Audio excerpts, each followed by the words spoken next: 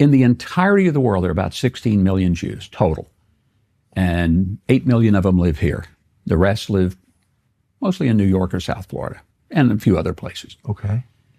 So this is a small population of people. They have connection to this land, historically, biblically. Do they? Yes, they do. If Bibi's family, we know they lived in Eastern Europe. There's no evidence they ever lived here. He's not religious. But in what sense? How do we know that? Do you have his family tree? No, we don't. Do you? He doesn't. So no one does. That's the point. But so how do we know that he has any connection to this land at all? And if there has been a practice of Judaism and a connection to the language, the Bible, the land. His ancestors didn't.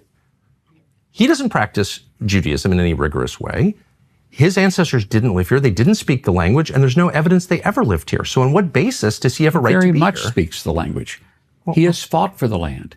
His family has fought for the land. You're dodging a very obvious question, which is, where does this right come from? And the reason it's meaningful is because there are a lot of people in the territory that Israel controls today, particularly in the West Bank, who, through genetic testing, we can know their families have been here for thousands of years. We don't know whether they practiced Judaism, whether they were Samaritans, pre-Islam. We don't know that.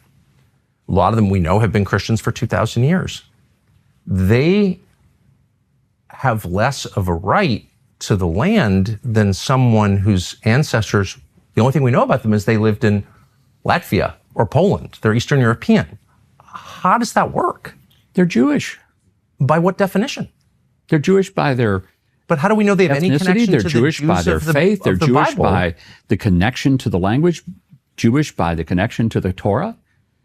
But how do we know that Bibi, specifically Bibi's ancestors, ever lived here? How do we know that?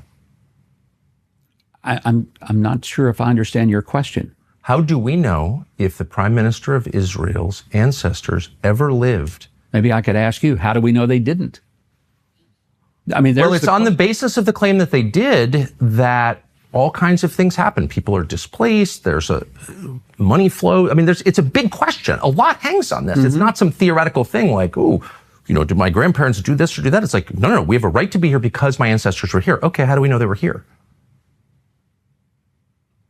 I'm totally unable to process what you're trying to get at.